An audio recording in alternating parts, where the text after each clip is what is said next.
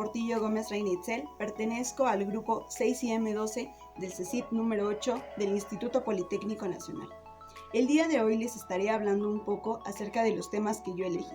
El primero es espacio-tiempo tetradimensional. Comenzaré diciendo que el espacio es el lugar donde se encuentran los objetos físicos y donde se llevan a cabo los eventos que tienen una posición y una dirección relativas.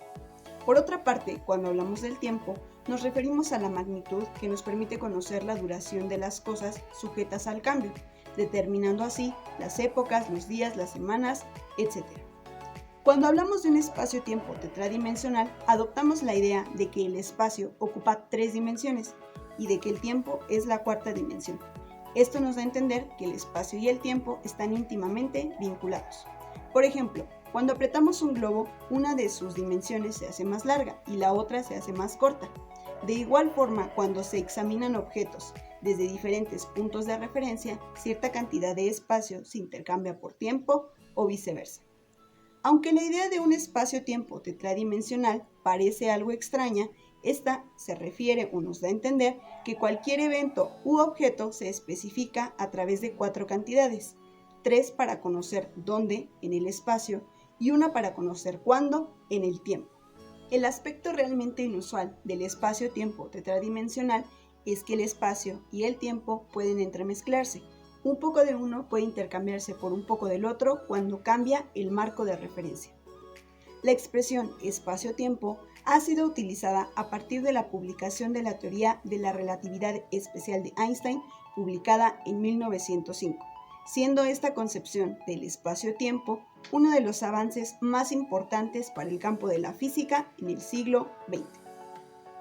A grandes rasgos, lo que la relatividad demostró es que las determinaciones espacio-tiempo no son independientes totalmente una de otra. Hablemos un poco de Hermann Minkowski, un matemático nacido en 1864 en Aleksotas, la actual Lituania, quien desde pequeño demostró tener un gran talento para las matemáticas.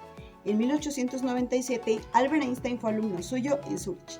Posteriormente, la teoría de la relatividad especial de Einstein, publicada en 1905, le motivó a desarrollar su propia teoría, en la cual él decía que el espacio y el tiempo formaban parte de una realidad de 4 dimensiones.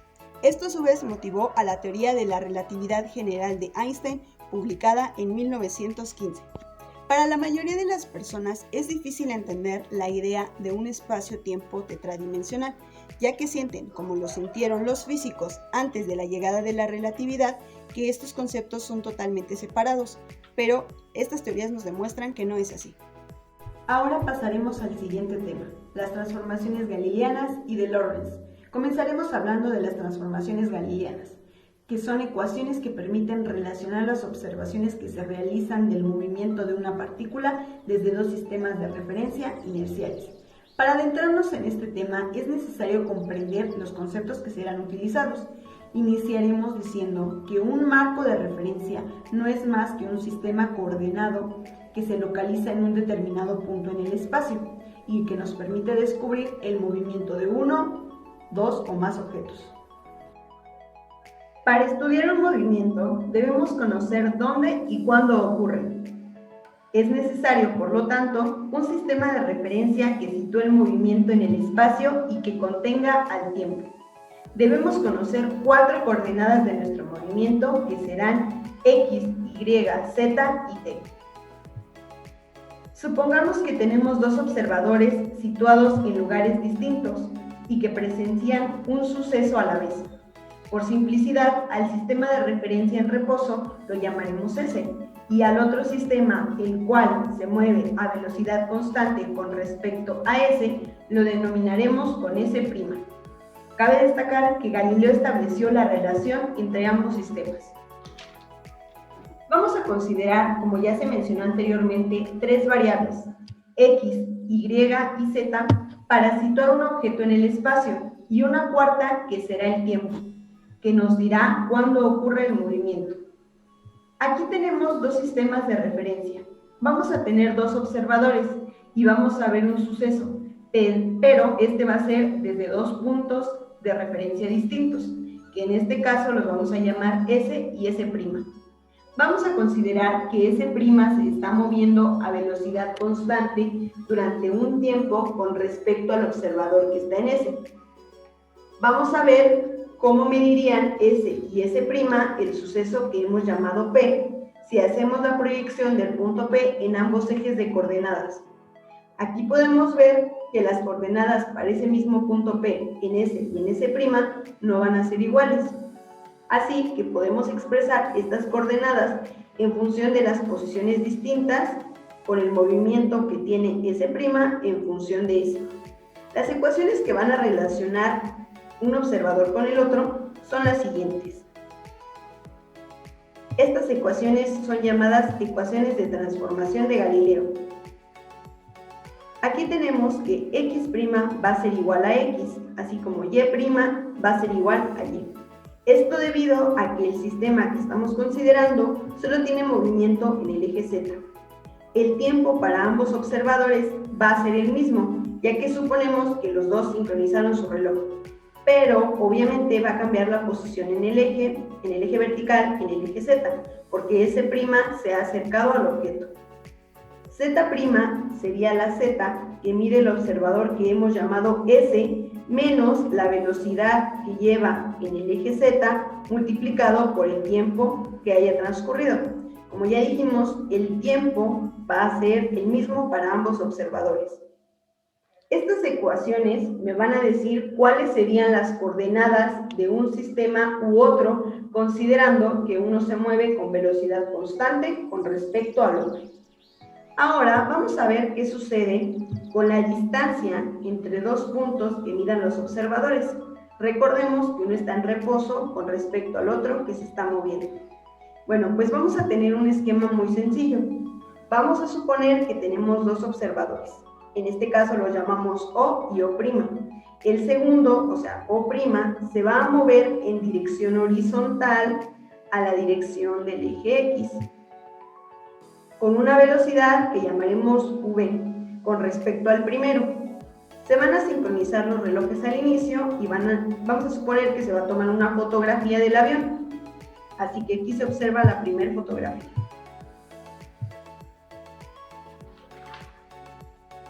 Y vamos a llamarla la posición X1. Después se va a dejar transcurrir un intervalo de tiempo, el avión se va a mover y por obvias razones también lo hace O', así que se toma la segunda fotografía. Recordemos que O' se mueve con velocidad constante, es decir, se está moviendo a una cierta velocidad durante un intervalo. Se ha desplazado a una distancia con respecto a O, que sería B por T. Toma la fotografía y aquí tenemos la segunda posición, que sería X2.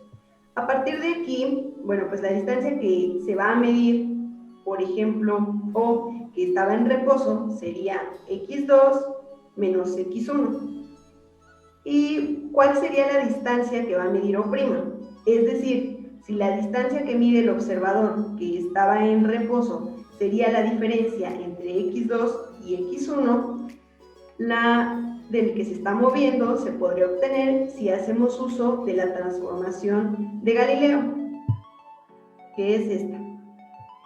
Sería que para O', recordemos que se está desplazando hacia la misma dirección y sentido que el avión, para el X2 sería la que mide la que estaba en reposo X2 menos B por T. La diferencia entre uno y otro sería X2' menos X1'. Al hacer esta diferencia obtendríamos la transformación de Galileo, que nos dice que D' es igual a X2 menos X1. Esto nos quiere decir que cuando estamos en dos sistemas, uno en reposo y el otro que se mueve con velocidad constante y trayectoria rectilínea, ambos observadores van a medir la misma distancia entre los dos aviones. Ahora vamos a ver qué pasa con la velocidad y con la aceleración. Partimos del observador O y O' y suponemos que se toma una fotografía y sucede exactamente lo mismo, que O' se desplaza y se toma la segunda fotografía, que se ha movido con una velocidad constante.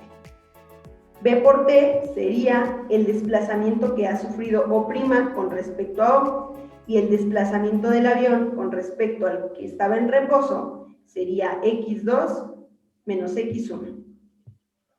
Igual que antes, pero vamos a ver qué sucede con la velocidad y con la aceleración.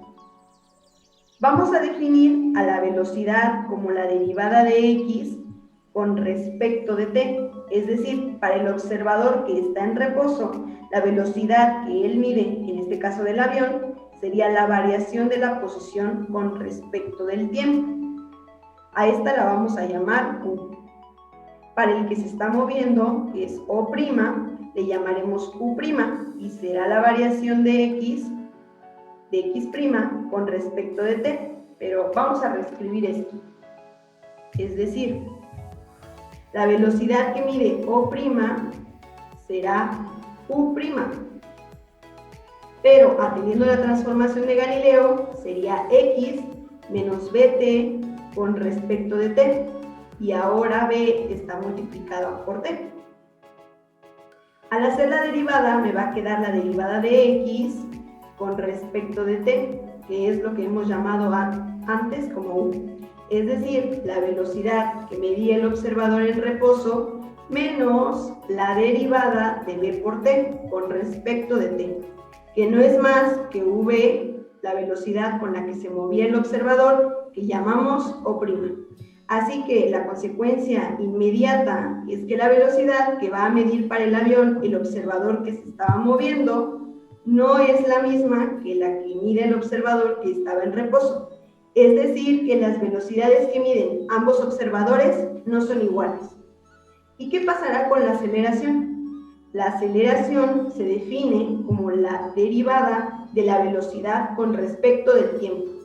Bastaría con tener en cuenta que la aceleración que mide el que se está moviendo, es decir, o', sería la derivada de u menos v, que es justo la u' que acabo de obtener con respecto del tiempo. La derivada de u con respecto de t es lo que llamamos a. Entonces, la aceleración que mediría 0, es decir, el observador que estaba en reposo, así que la a', es decir, la aceleración que se estaba moviendo, va a ser igual a la que mide el que estaba en reposo, menos 0, porque la velocidad es constante. Así que coinciden a', es decir, la aceleración es la misma para ambos observadores. Recapitulando, la distancia que miden los dos observadores sería idéntica, así como la aceleración que mediría uno y otro. Sin embargo, la velocidad que mide el que está en reposo y el que se está moviendo no van a ser iguales. Ahora continuaremos viendo las transformaciones galileanas. Como ya se dijo anteriormente, las transformaciones galileanas son el conjunto de ecuaciones que nos sirven para determinar las mediciones desde dos puntos distintos. Y vamos a plantear un problema. Este problema nos dice que tenemos dos observadoras, las vamos a nombrar Rebeca y Jimena. Estas dos observadoras están desde dos puntos de referencia distintos, que vamos a llamar O y O'. Entonces, nos dicen que estas observadoras van a ver dos movimientos de un mismo pájaro en distintos intervalos de tiempo. Y este problema nos pide calcular la velocidad del pájaro medida por Rebeca, que es nuestro punto de referencia en reposo, y el inciso B nos pide calcular la velocidad del pájaro medido por Jimena, que es nuestro punto de referencia que está en movimiento a una velocidad constante de 30 metros sobre segundo. Entonces vamos a iniciar colocando los datos que tenemos.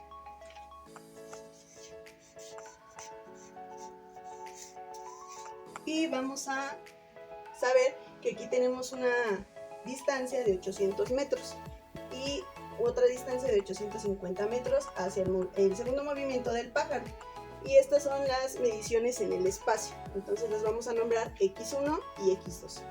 Entonces, como dato, tenemos que X1 es igual a 800 metros y que X2 es igual a 850 metros. También vamos a poner que tenemos los tiempos. Tenemos el primer tiempo, que nos dice que es de 20 segundos.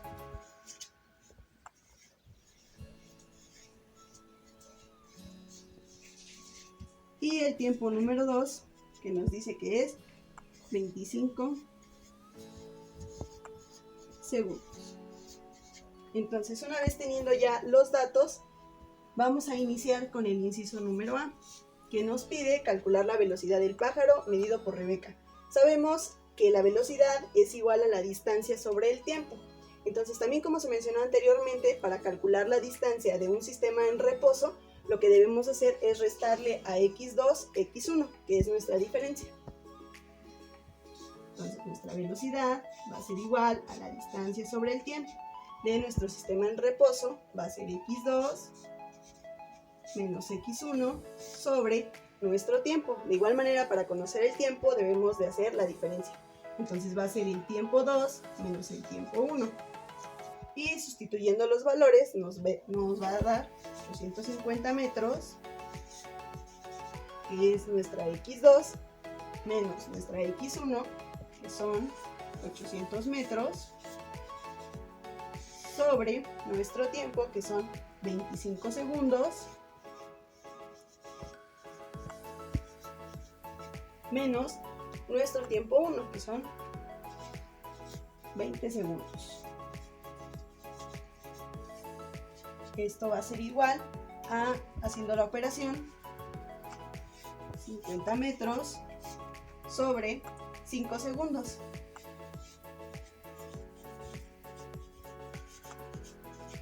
Y esto nos va a dar como resultado 10 metros sobre segundo. Entonces ya obtuvimos nuestra velocidad del pájaro medido por Rebeca, y que esto es nuestro punto de referencia en reposo al que llamamos O. Ahora vamos a pasar a obtener nuestro inciso número B. Pero para calcular la velocidad, de igual manera necesitamos la distancia y los tiempos. Aquí no conocemos la distancia. ¿Por qué? Porque únicamente conocemos la distancia que hay del sistema de reposo hacia el primer movimiento del pájaro y la distancia que hay del sistema de reposo hacia el segundo movimiento del pájaro, pero no tenemos a partir de que se mueve nuestro sistema de referencia O'. No conocemos la distancia de aquí a acá, no conocemos x'1 ni x'2. Es entonces aquí cuando hacemos uso de las transformaciones galileanas que tenemos aquí. Nosotros queremos obtener x1' y x2', entonces vamos a utilizar estas transformaciones. Pero vamos a hacer un análisis antes de utilizarlas. Nos podemos dar cuenta que nosotros podemos calcular esta distancia sin utilizarlas. ¿Por qué? Porque nos dice que Jimena tiene una velocidad constante de 30 metros sobre segundo. Entonces, si nos están dando el tiempo, que son 20 segundos, lo más conveniente sería hacer una regla de 3. Y nos daríamos cuenta que son 600 metros los que recorre por los 20 segundos, y haciendo la resta pues nos daría una distancia de 200 metros. Pero vamos a utilizar las transformaciones galileanas. Entonces, nosotros queremos obtener x1', que es igual a x1 menos la velocidad por el tiempo. Sustituyendo esto nos va a dar 800 metros, porque x1 son 800 metros, menos la velocidad constante que llevamos, que es de 30 metros sobre segundo. Aquí la colocamos, 30 metros sobre segundo, que a su vez va a multiplicar el tiempo de nuestro sistema de nuestro primer movimiento del pájaro, que en este caso van a ser 20 segundos. Entonces lo multiplicamos por 20 segundos. Y haciendo primero esta operación, nos va a dar 800 metros menos 600 metros. Y esto, como ya lo habíamos dicho antes, sin hacer uso de las transformaciones, llegamos al resultado de 200. Y de igual manera vamos a llegar al resultado de 200 metros. Y esta es nuestra primer X para calcular la distancia. Ahora vamos a calcular x'2. X'2 nos dice que es igual a x2 menos la velocidad por el tiempo. X2, como ya lo habíamos dicho, es 850 metros, menos, de igual manera, la misma velocidad constante que llevaba, que son 30 metros sobre segundo, pero ahora va a multiplicar al segundo movimiento del pájaro, que son 25 segundos. Entonces multiplica a 25 segundos y esto por orden de operación nos va a dar 850 metros menos nuestra multiplicación que ya la hicimos, que es 750 metros. Va a ser igual a 100 metros. Y aquí cabe recalcar que eliminamos los segundos. Entonces ya obtuvimos nuestras distancias. Son dos distancias las que obtuvimos. Y ahora sí vamos a poder realizar lo mismo que hicimos en el inciso número A. Vamos a realizar la operación para encontrar la velocidad. Entonces, la velocidad es igual a la distancia sobre el tiempo. Como tengo dos distancias, vamos a hacer lo mismo que aquí, pero ahora con x'. Entonces va a ser x'2 menos x'1 sobre igual el tiempo, que va a ser lo mismo, tiempo 2 menos el tiempo 1. Esto nos va a dar igual a x'2 que tenemos aquí, que son 100 metros, menos x', que son 200 metros, sobre el tiempo 2, que son 25 segundos,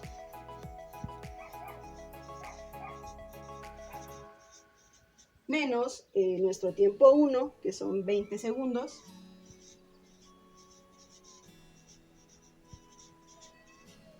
y esto al final nos da menos 100 metros sobre 5 segundos.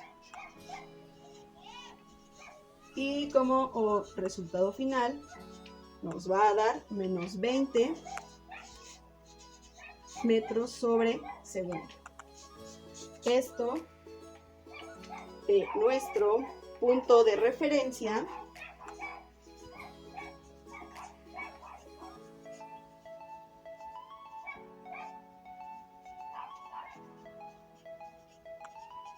que se encuentra en movimiento, al cual llamamos O'. Entonces, con este problema podemos demostrar las transformaciones galileanas y nos damos cuenta que la velocidad de los sistemas va a ser distinta.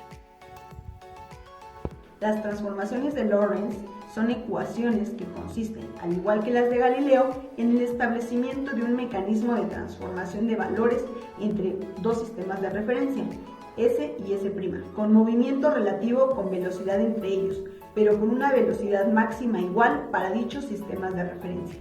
Es decir, la velocidad máxima no sería aditiva con el cambio de referencia del origen. Ok, vamos a ver por último un ejemplo de un problema utilizando una de las transformaciones de Lorentz. Este problema nos dice, dos naves espaciales se aproximan de una a la otra en direcciones paralelas y opuestas, con rapidez de 0,6 y 0,7. La C nos dice que tenemos algo con respecto a la luz. En este caso va a ser el 60% respectivamente de la velocidad de la luz y el 70% respectivamente con la velocidad de la luz. Con respecto a un observador en reposo a lo largo de la línea de acción, determinar la velocidad relativa de una respecto a la otra de acuerdo a la transformación de Lorentz. Bueno, pues aquí tenemos la primera nave que va hacia la derecha, se está aproximando a la segunda nave, la nombramos la primera nave A y la segunda nave como B. Entonces, aquí tenemos que la velocidad con respecto a la primera, que es con respecto a la nave A, nos da 0.6 con respecto a la velocidad de la luz.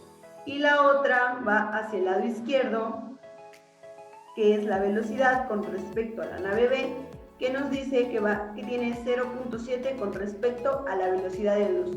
En este caso se le asigna un signo negativo porque tiene dirección hacia la izquierda en el eje X negativo. Entonces por eso se le asigna el signo negativo, y a la nave A se le asigna un signo positivo porque va hacia la derecha. Entonces aquí estamos considerando este valor de kilómetros por segundo para la velocidad de la luz en el vacío. Entonces vamos a hacer uso de una de las transformaciones de Lorentz que nos dice que la velocidad con respecto a de B va a ser igual a la velocidad de A menos la velocidad de B sobre 1 menos la velocidad de A por la velocidad de B entre el valor de la luz al cuadrado. Entonces vamos a ver que aquí vamos a sustituir los valores, únicamente sustituimos 0,6 y 0,7 en la cuestión de las velocidades, que la velocidad A va a ser 0,6 y la velocidad B va a ser 0,7. 1 menos la velocidad A, que es 0,6, menos la velocidad 0,7 sobre la velocidad de la luz en el vacío al cuadrado. Entonces realizamos las operaciones y realizando la operación nos queda con un signo negativo menos 0,42 con respecto a la velocidad de la luz al cuadrado. Entonces nos queda esta operación, la realizamos y aquí nos damos cuenta que las unidades se repiten y podemos eliminamos unidades y aquí el signo se convierte en positivo ya que menos por menos nos da más. Entonces realizamos las operaciones que nos quedaría 0,6 más 0,7 sobre 1 más 0,42. Entonces realizamos la operación, nos queda 1.3 sobre 1.42, realizamos la división y nos queda 0.9155 con respecto a la velocidad de la luz. Y bueno, aquí hicimos uso de una de las transformaciones de Lorentz.